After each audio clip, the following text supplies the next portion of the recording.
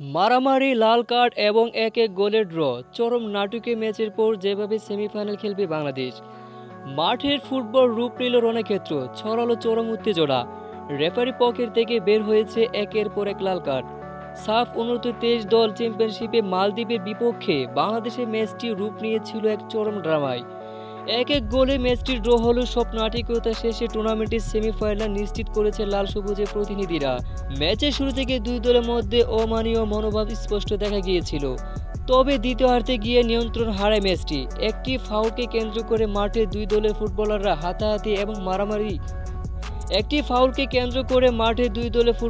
হাতাহাতি এবং মারামারিতে জড়িয়ে পড়েন।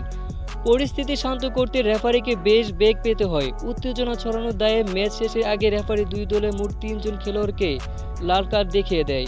এর মধ্যে বাংলাদেশের 1 জন এবং মালদ্বীপের 2 জন।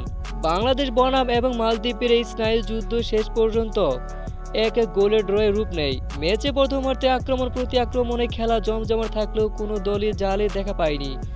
তবে দ্বিতীয়ার্ধে শুরুতে রক্ষণভাগের অসতর্কতার সুযোগ নিয়ে গোল করে প্রথমে এগিয়ে যায় বাংলাদেশ। গোল খেয়ে মরিয়া হয়ে ওঠে মালদ্বীপ।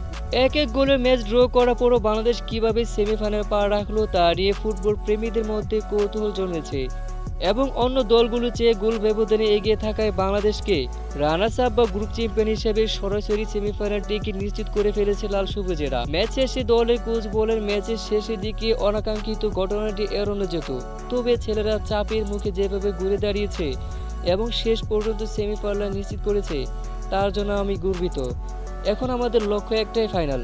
মারামারি আর ড্রয়ের তিক্ত মিষ্টি স্বাদ ভুলে এখন সেমিফাইনাল মহারণের জন্য নিজেদের প্রস্তুত করা হবে বাংলাদেশের অনূর্ধ্ব-23 দলের মূল লক্ষ্য।